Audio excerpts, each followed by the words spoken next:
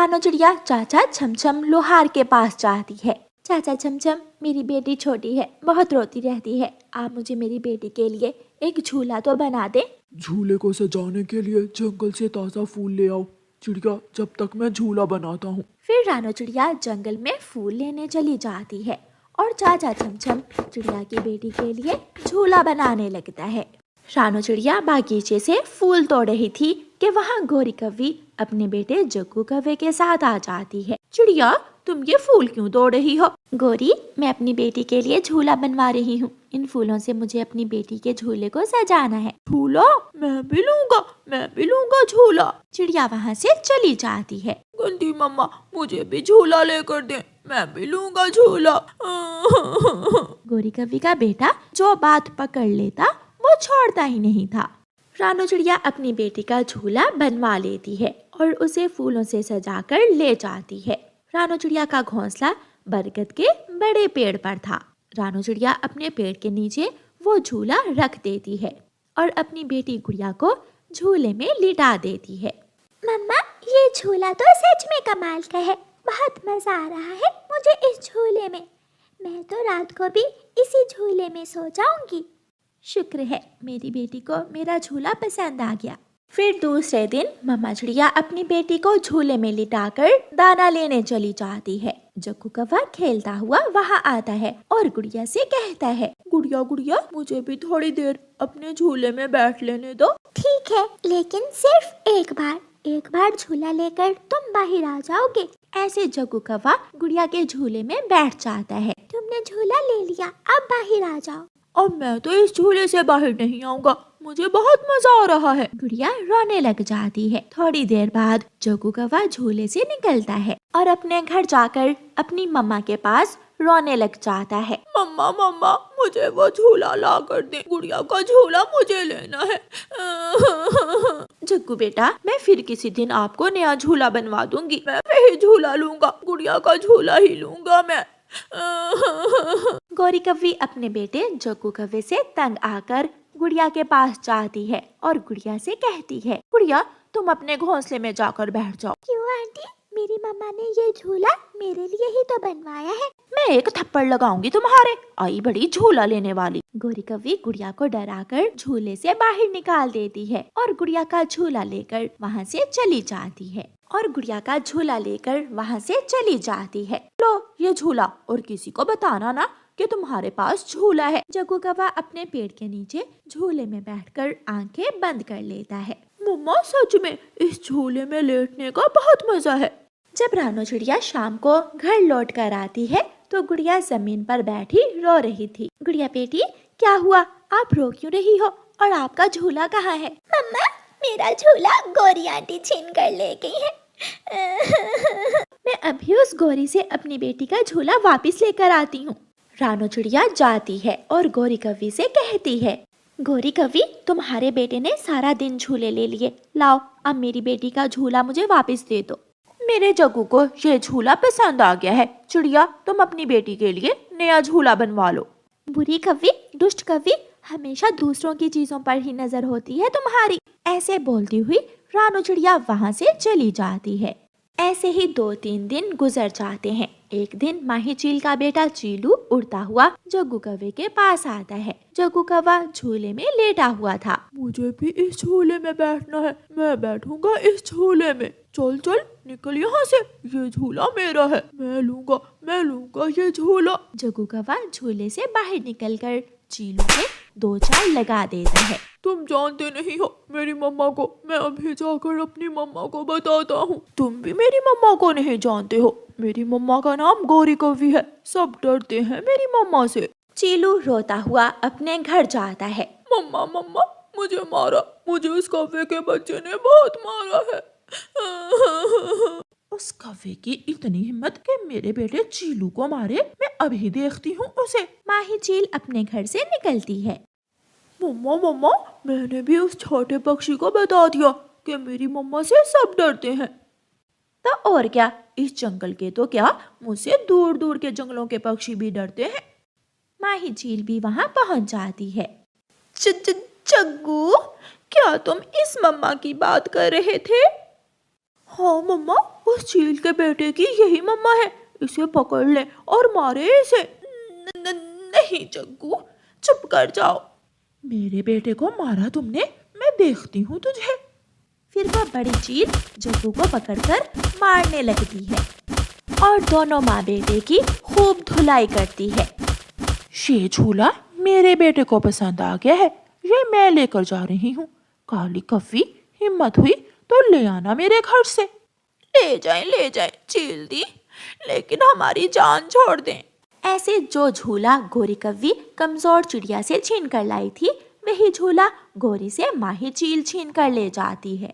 ऊंचे पेड़ पर बैठी चिड़िया की बेटी गुड़िया अपने नानों का इंतजार कर रही थी। गुड़िया बेटी, अंदर आ जाओ, आपकी नानो अभी नहीं आएंगी। मम्मा, मैं दूर से ही नानो को देखकर घर ले आऊंगी। नानो मेरे लिए बेसन के लड्डू लेकर आएंगी। गुड़िया की नानो उड़ते उड़ते थक गई थी। वो एक जगह बैठ जाती है। थोड़ा आराम करके फिर से उड़ती हूँ। दूर एक कौवा पेड़ पर बैठा हुआ गुड़िया की नानो को देख रहा था। इस बुढ़िया के डिब्बे में क्या होगा? इसमें जरूर कोई खाने वाली चीज होगी। ऐसा सोचते हुए कालू कौवा गुड़िया की नानो के पास जाता है। बूढ़ी माँ जी, क्या आप थक गई हैं? हाँ बेटा कौवे, मैं रानू चिड़िया की माँ हूँ। ये डिब्बा बहुत भारी है, इसलिए मैं थक गई। माँ जी, क्या है इस डिब्बे में? इसमें बेसन के लड्डू हैं। मैं अपनी नवासी के लिए बेसन के लड्डू बना कर लाई हूँ। ये सुनकर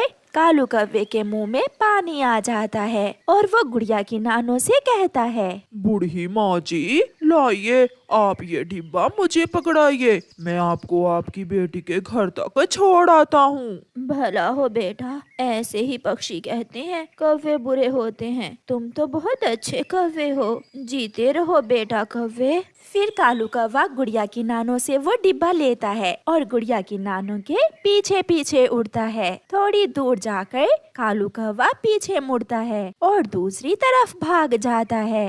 बेटा, वो सामने ही तो है मेरी बेटी का घर। मैं तो इस जंगल में बहुत देर से आती जाती हूँ। मैं अपनी बेटी से कहूँगी इस डिब्बे में से 2-4 लड्डू तुम्हें भी दे दे।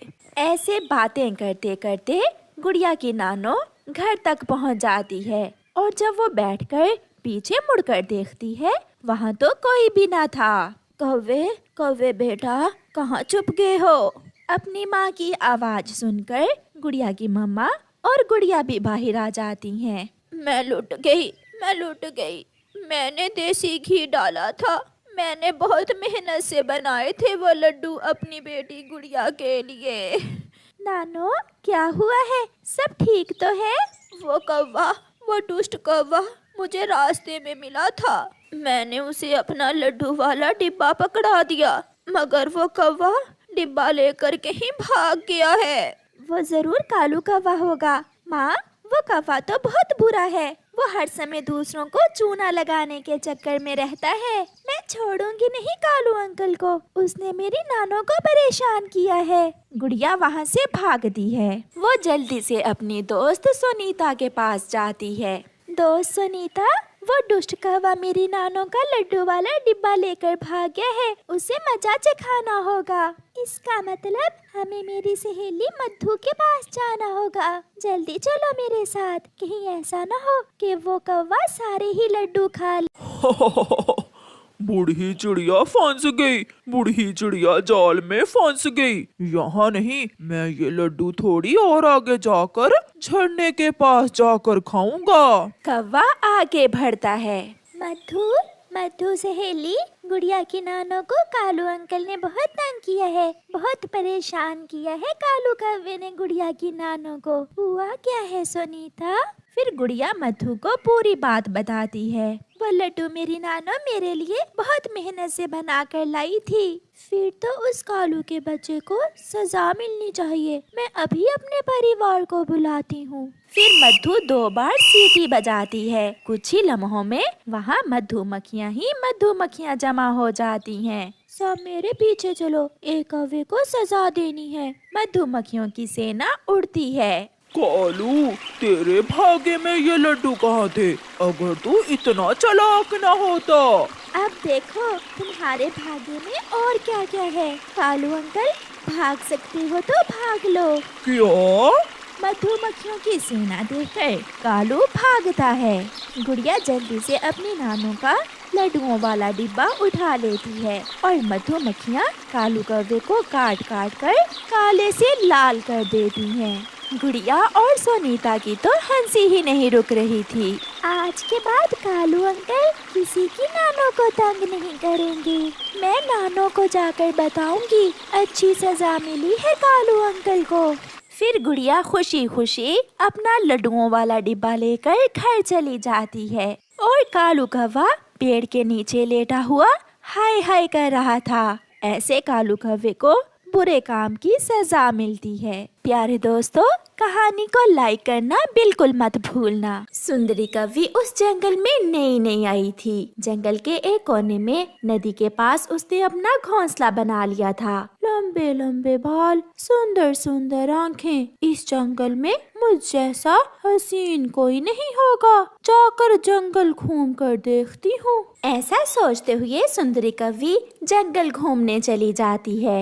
हेलो हरे मिट्ठू तोते, कैसे हो? जाते हुए सुंदरी मिट्ठू तोते से ऐसा कहती है। थोड़ी दूर सुंदरी कौवी को एक पेड़ पर गौरी कौवी बैठी हुई दिख जाती है। सुंदरी कौवी गौरी कौवी के पास जाती है। मैं सागर वाले जंगल से आई हूँ। मेरे बाल कैसे हैं? कुछ खास नहीं, बस थोड़े लंबे जरूर हैं। मेरे भी बाल ऐसे ही लंबे लंबे थे, मगर मैंने काट दिए। मुझे पसंद नहीं है लंबे बाल। 3 आम के पेड़, 2 अमरूद के और एक बड़ा सा घर और 2 सोने के हार भी हैं मेरे पास। ये सुनकर गौरी की दिलचस्पी बढ़ती है। अच्छा, ये सब है आपके पास? फिर तो आप बहुत अमीर कौवी हो। क्या शादी कर ली है आपने? नहीं, अभी तक तो नहीं की, मगर मैं किसी कौवे की खोज में हूँ जो मुझसे शादी करेगा। मैं अपना सब कुछ उस कौवे को दूंगी। गौरी सोच में पड़ जाती है। और सोने के हार भी? तो और क्या, सोने के हार बेचकर मेरा पति कोई व्यापार कर लेगा। एक कौवा है मेरी नजर में, अगर तुम कहो तो मैं बात करूँ उससे। क्यों नहीं, मैं कल आपको इसी पेड़ पर मिलूंगी। आप उस कौवे को यहाँ ले आना। मैं मिलना चाहती हूँ शादी से पहले उस कौवे से। सुंदरी वहाँ से चली जाती है और गौरी कौवी घर भागती है। गौरी का पति कालू कौवा घर में सोया हुआ था। कालू जी, उठो उठो। कालू, हर समय सोए ही रहते हो। अभी अभी तो मैं सोया था। कालू, एक काम करोगे मेरे कहने पर? काम? कौन सा काम? बताओ। मेरे सुंदर पति, तुम्हें दूसरी शादी करना होगी। ये सुनकर कालू तो हैरान हो जाता है। दूसरी शादी? ये तुम क्या कह रही हो गौरी? तुम्हारा दिमाग तो खराब नहीं हो गया? तुम्हारा पेड़ तो मुझसे भरा नहीं जाता, मैं उसका कैसे भरूंगा? वो बहुत अमीर कवि है। प्लीज कालू जी, अगर तुम मुझसे शादी कर लो तो मुझे 2-2 सोने के हार मिल सकते हैं। सोच लो, फिर बाद में मुझे बुरा भला ना कहना। मैंने सोच समझकर फैसला किया है। फिर दूसरे दिन गौरी कौवी अपने पति कालू कौवे को साथ लेकर सुंदरी कौवी के पास उसी पेड़ पर जाती है। सहेली, क्या ये है वो कौवा? हाँ, ये वही कौवा है जिससे मैंने तुम्हारी शादी की बात की है। ये तो बुढ़ा कौवा है, मगर चलेगा। मैं करूंगी शादी। इसी बुढ़े कौवे से करूंगी मैं शादी। ये सुनकर कालू तो खुशी से उछलने लगता है। अभी मेरी उम्र 80 साल ही तो है, मैं बुढ़ा नहीं हूँ। बात याद है ना सुंदरी, वो सोने के हार वाली? हाँ, मुझे सब याद है। फिर गौरी कौवी अपने हाथों से ही अपने पति की दूसरी शादी कर देती है। सुंदरी, चलें? मगर कहाँ? तुम्हारे बड़े घर में। नहीं, अभी नहीं। अभी 2-4 दिन मैं अपने पति के घर में ही रहूंगी। ऐसे जमाने वाले बातें करेंगे। पति जी, चलें? फिर कालू सुंदरी कौवी को लेकर अपने घर चला जाता है। थोड़ी देर बाद गौरी कौवी भी पीछे ही आ जाती है। तुम यहाँ अब क्या करने आई हो? अब गौरी कैसे बताती कि वो तो कालू की पत्नी है। गौरी चुप थी। कालू बोलता है, ये मेरी नौकरानी है। छी छी, नौकरानी? काली कौवी, तुमने पहले क्यों नहीं बताया कि तुम नौकरानी हो? मैं इतने गरीब कवि को अपनी सहेली नहीं बना सकती। तुम जाओ यहाँ से, भाग जाओ। जाती हो या मैं दौड़ लगाऊं तुम्हारे। मालिक जी, थोड़ी देर बाहर आकर मेरी बात सुने। फिर कालू घर से बाहर जाता है। कालू, अब ऐसा ना हो कि तुम इस बांदरी को सच में अपनी पत्नी बना लो। इससे वो 2 सोने के हार मंगवाओ और भगा दो इसे। मगर मुझे कल तक समय तो दो। ये सब तुम्हारी ही प्लानिंग है, इसमें मेरा कोई दोष नहीं है। गौरी चली जाती है। पति जी, एक सच बताना है आपको। बताओ बताओ सुंदरी, क्या बात है?